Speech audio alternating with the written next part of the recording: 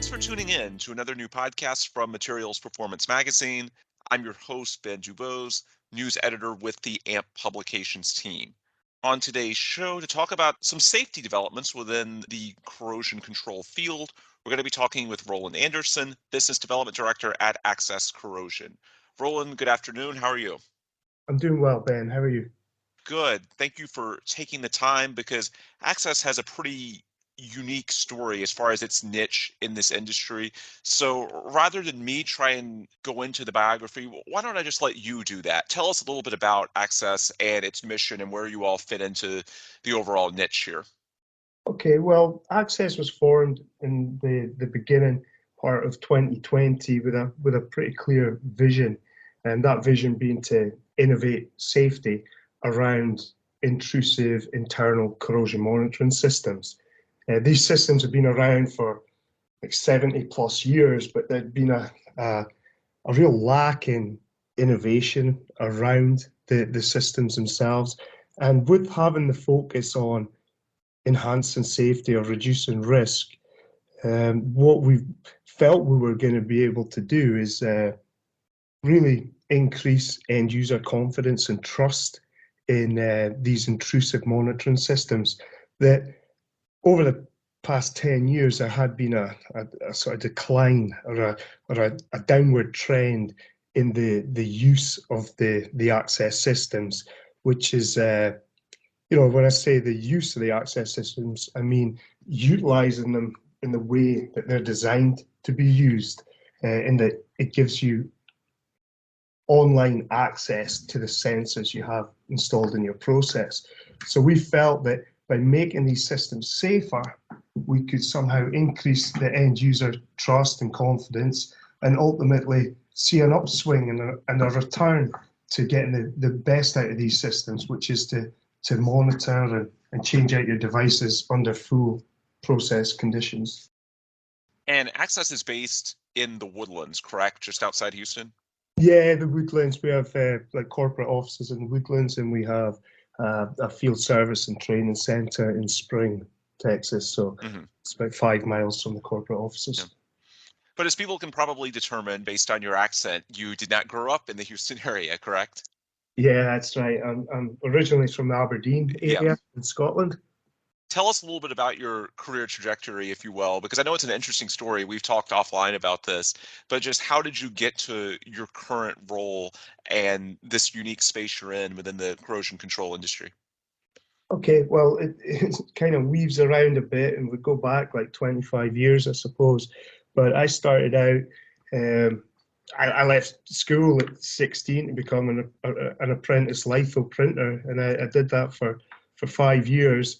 It gave me a good grounding, a good knowledge and understanding, if you like, in hydraulic systems, mechanical systems, all of that. And I just, around 2000, 2001, there was a company recruiting to man up on a project out in Kuwait where they had secured a corrosion monitoring contract, and they were looking for people with that type of background, and it seemed about right for me to try and get out of the print business and jump into something new. So I did that. Moved out to Kuwait when I was about 21 years old.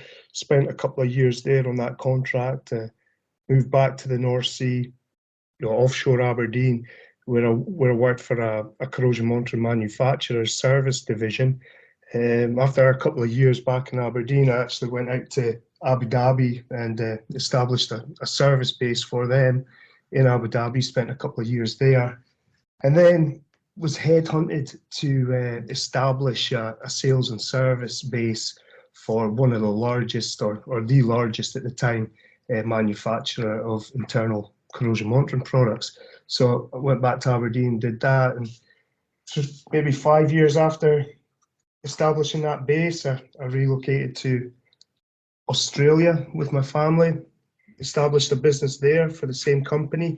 But whilst there, we really developed the spread of offices throughout Asia Pacific. And within about 18 months, the plan was for me to then move to Houston and try to grow their business in the Americas, which I did for a few years. And then that company was acquired, stuck with that for about 5 years after acquisition, 4 to 5 years.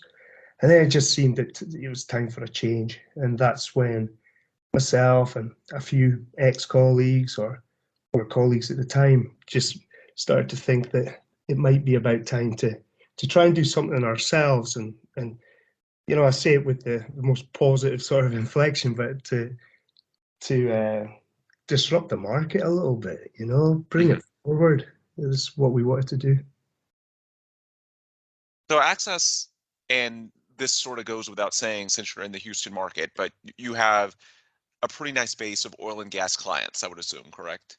It really is. I mean, I wish we were doing more. I wish we were more diverse, but the problems that the oil and gas industry face related to corrosion, just a lot higher risk, Yeah.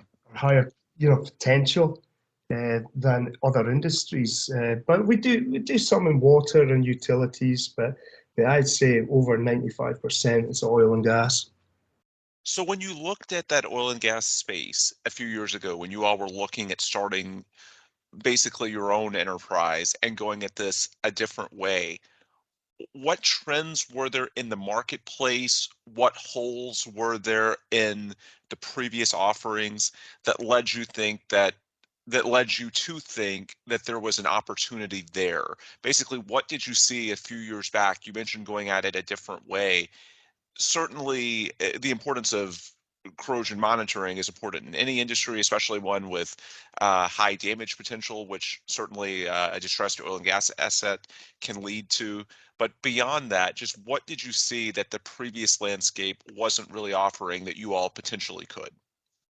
Well, it really goes back. There was an incident in 2012 that led to a fatality, and the individual that was killed in the accident is somebody that I had known personally, not well, but I'd met him, and the incident really sent shockwaves around the industry. It was widely reported, and it made operators think twice about utilising their internal corrosion monitoring systems.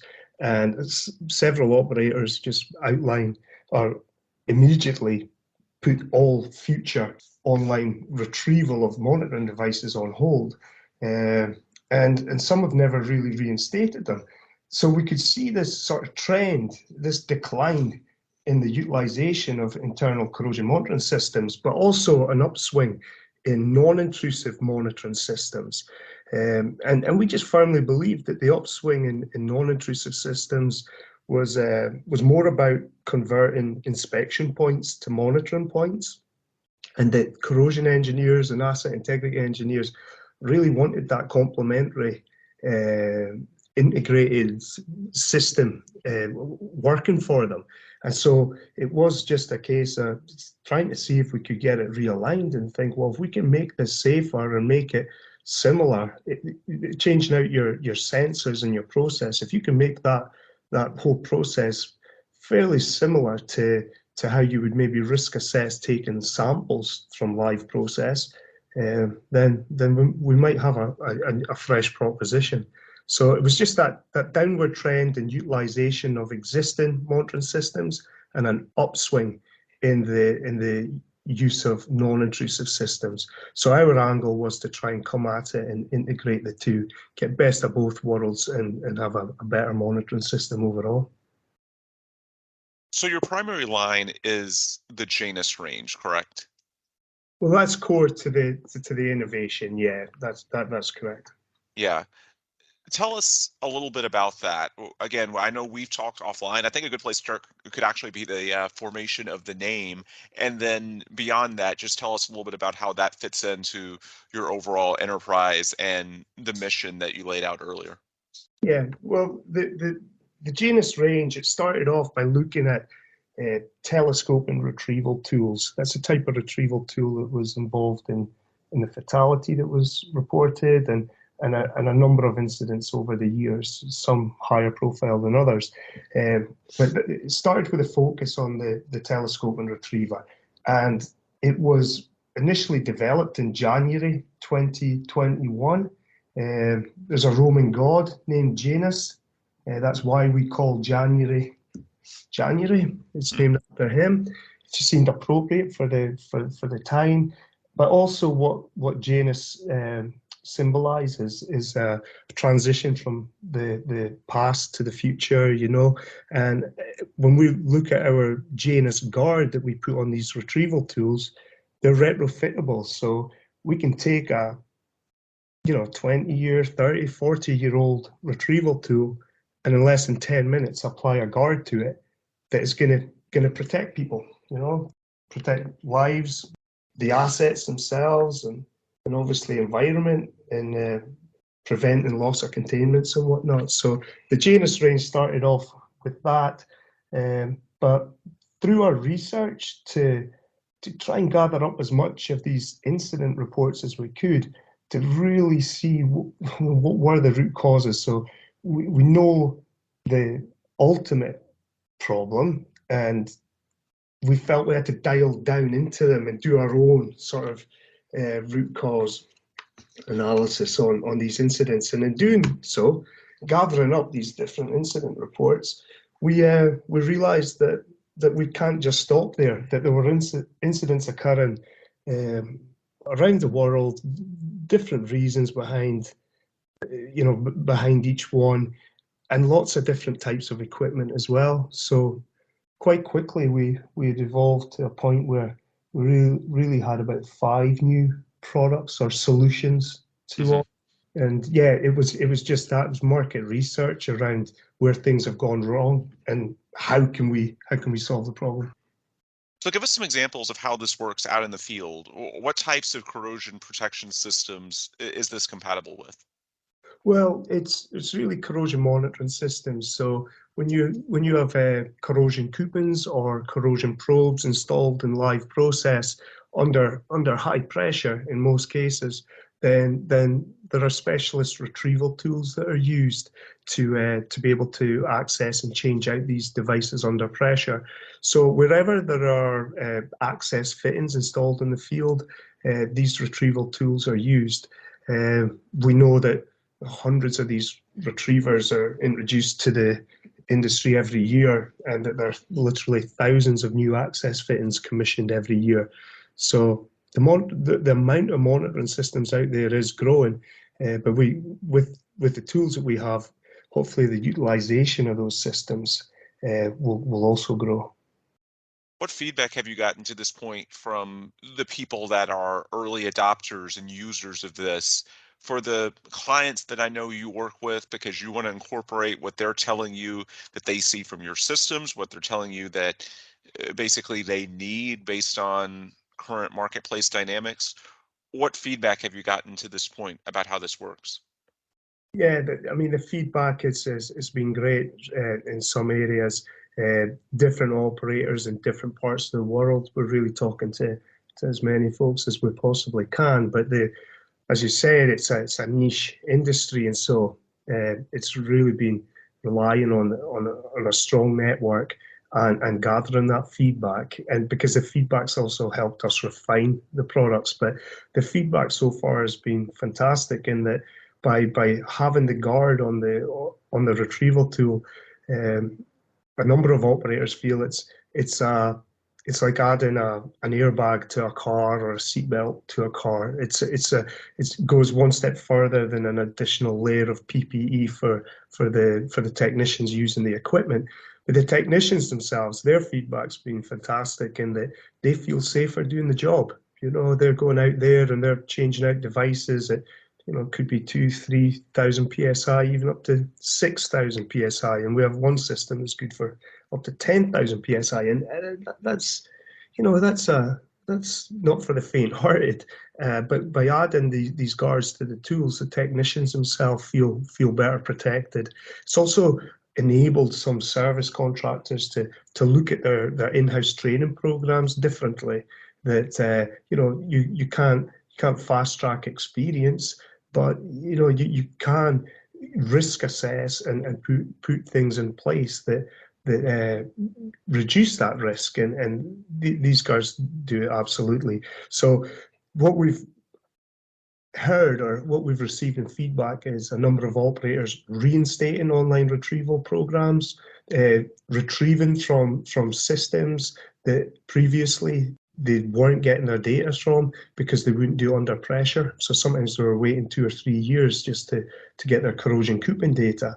But by putting these guards in their hands, it's changed the whole dynamic of their monitoring system. But we've certainly got a long way to go with a lot of operators out there. But this past 12 months has been really incredible in the positive feedback that we've received from major operators. As a follow-up to that, what's the launch process like?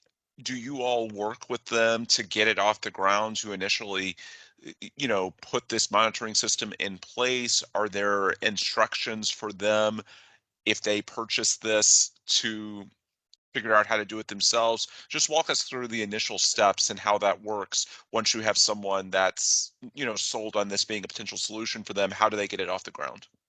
Yeah, it's a good question, and one that seems to have come out as a fairly standard approach to it, and it evolved itself because what we had done initially was work with one particular operator that knew that they wanted the solution, and we had to work with their service contractor to deliver a solution. So we had to really work closely with folks that we hadn't had any contact with up until that point. And in a completely different part of the world as well. So it was out in the Middle East.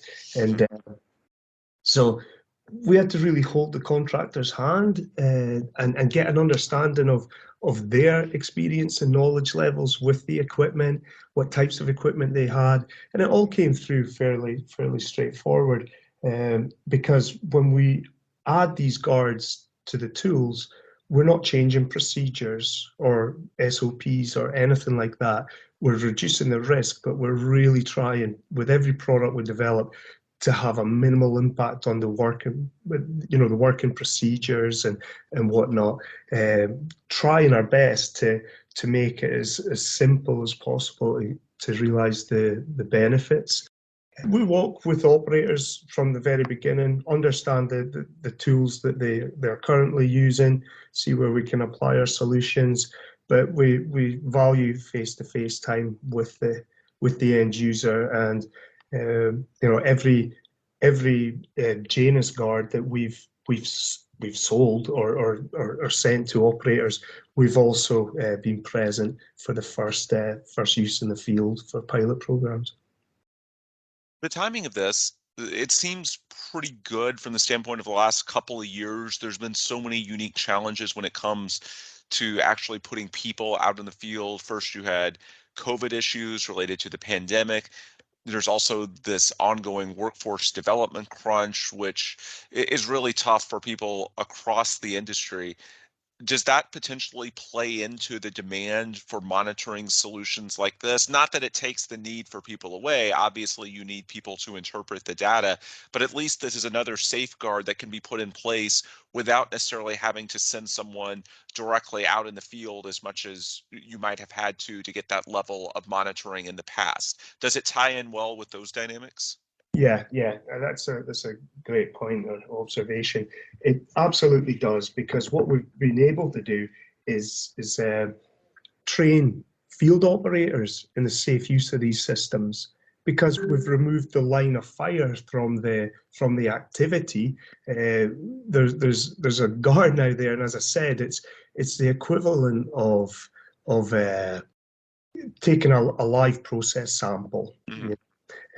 So yeah, we've enabled field operators to carry out the task. We've developed training programs for a number of like offshore operators. So in time, they don't have to rely on third-party service contractors or whatever going to the field, whether that's flying offshore, bed space, or if it's onshore and what they call windshield time.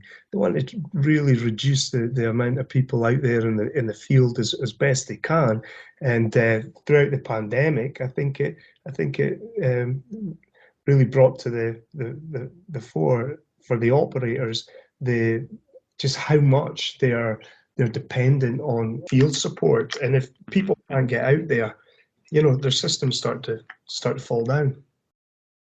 Let's talk about the next few years, because we've spent most of this conversation talking about the last few specifically because for access corrosion, it's been getting this concept off the ground and out into the field and really making this more mainstream as a corrosion monitoring solution. Where do you hope that this goes in the next 5 to 10 years? What are you trying to do, and what are some of the next steps for you all beyond what you've done already? Well, I believe that within the next 3 to 5 years, that it becomes an industry standard. It becomes a best practice. It's like waiting for car manufacturers to adopt seatbelts, or when I was a kid cycling with a helmet, you were probably in line to be ridiculed, but where it is today. I mean, you just don't cycle on streets without wearing a helmet, and it's standard. In fact, you ridicule the folks that don't. And yeah, maybe it's not the greatest analogy, but it should become a standard. We're just in an industry that's fairly slow to adopt Mhm. change and whatnot, but we're really focused in an area that we know that the operators are, and that's safety. And we can ill afford anyone getting hurt with these retrieval tools again in the future, especially when there is such a straightforward and simple solution Mhm. to prevent it. And so that's our aim in working with AMP and the Energy Institute and various governing bodies and operators on their best practices and guidelines. That's where our focus is, where we're doing it every day. And then overall, the future for access is to not lose that vision of innovating safety. That's what it's all about. Mhm. You look at some products that we have to design and provide, and there's not always that safety angle linked to them, but that's where we'll diversify as a business in time, and we have some good concepts and plans for 2023 and 2024 in terms of introducing new types of sensors to the market, and these sensors could are longer life sensors, so not necessarily having to be changed out quite as frequently, so Mhm. the benefits there.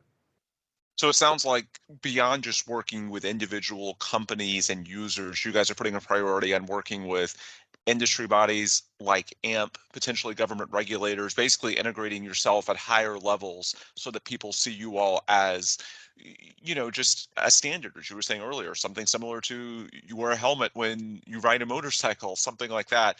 So it's not just about working on a B2B level, but it's also about integrating your offering and what you're trying to do at higher levels in the industry as well, right?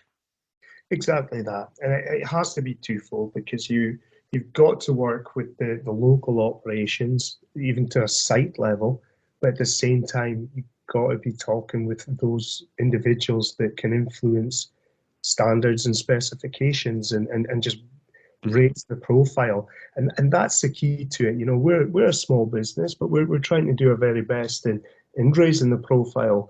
But it takes a heck of a lot of effort to do it. But again, I think I mentioned the importance of a network, and the corrosion the corrosion monitoring business as a niche is a very very tight network, and we've done well in uh, pushing these designs into areas where they do get the visibility, Mhm. and once we have that, once we're with engineers that are responsible for writing specs, then we're in a real good place. We've 100% success, if you like, in terms of engagement. Once we have that uh, first interest, the engagement carries through, and it's a long process, but we haven't had anyone look at it and say, no, not for us. We're happy with how we do things. Everyone has seen the benefit, so we know we're on to something that people do want. It just takes time. Mhm. So for anyone listening that wants to learn more, what's the best way that they can do that, either to get in touch with you all directly or just to access information? What should someone that's listening that wants to learn more about this potentially do? It's really get in touch with us at Access. You know, you can find all our contact details on LinkedIn or on our website. But yeah, it's just that first contact. Speak with Yeah. us, see how we can work together. And it's access-corrosion, AXESS-corrosion.com, correct? That's it. Perfect. Roland, thank you so much for the time. I'm sure our listeners will find a lot of value in this. Thank you, Ben. Really appreciate it. It's been good talking with you, and hope to talk to you again sometime soon. Sounds good.